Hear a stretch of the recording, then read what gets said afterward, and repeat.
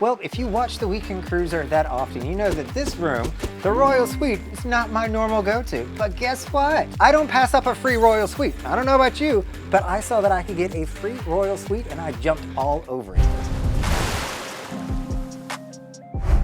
Hey everybody, it's Brandon, the Weekend Cruiser, where I go on a weekend cruise just about every single weekend, and I am staying in the Royal Suite for absolutely free. The only thing that I paid, port fees and taxes. So I wanted to walk you through how I did that, because a lot of people are looking at me going, Brandon, like, you watch your budget really close. You can go cruising all the time. Like, what is this absurdity on spending thousands of dollars for a weekend cruise? So I'm on Freedom of the Seas, and so I wanted to share with you, number one, this is not a gambling compensated room. It is not from the casino. So if you're interested in that, I have stopped gambling. It is absolutely not worth it, in my opinion, anymore. There's a whole video right here that you can check out on why I stopped gambling, but this is not a casino comped room. This is also not because of the work that I do on YouTube. Royal Caribbean, I think, still has absolutely no idea who little old me is, which is fine. So I come on here, I make my own videos, and I go home. But they don't know who I am, so this room did absolutely not come from their social media team. But hey, social media team, if you want to give me a Royal Suite in the future, we can chat. So what this is from me being loyal to Royal for so many years.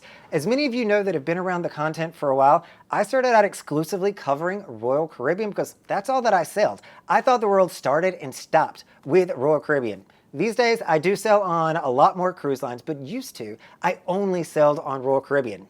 This allowed me to very easily advance in the Crown and Anchor Society, which is Royal Caribbean's loyalty program.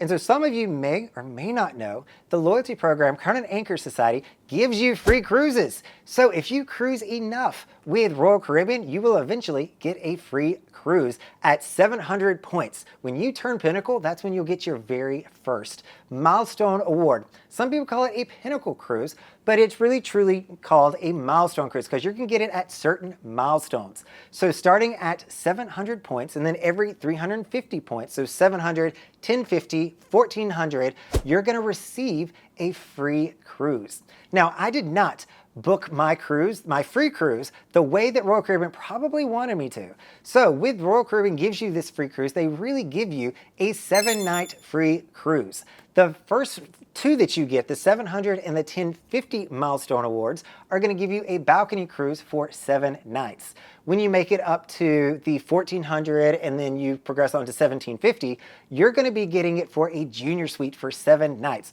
And that's probably really where Royal Caribbean wants you to book it. And honestly, I think what most people probably do. They're looking at Alaska, the Baltic, they're looking at Mediterranean, some really nice fancy cruises that they can go on and get it absolutely free.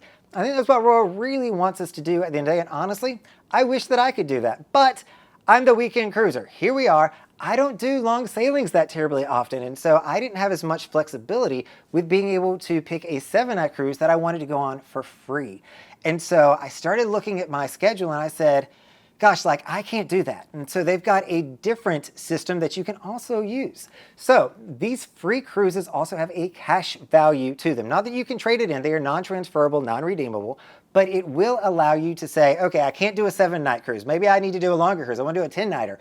Or maybe I want to do a shorter cruise, like a weekend. They're going to give you a cash value amount that you can book a cruise up to. So for 700 and 1050, that is going to be for $2,400 is what you're going to find that at, which is still a really good deal. You can get some great cabins for $2,400.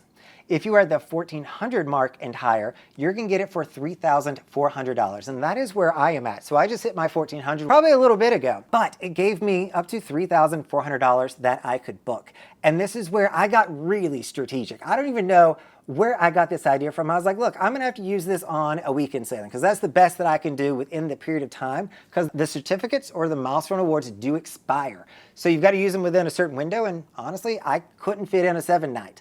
So I said, okay, if this is my value, what can I get on a weekend sailing here on Freedom of the Seas for $3,400? And voila, look at me in a Royal Suite.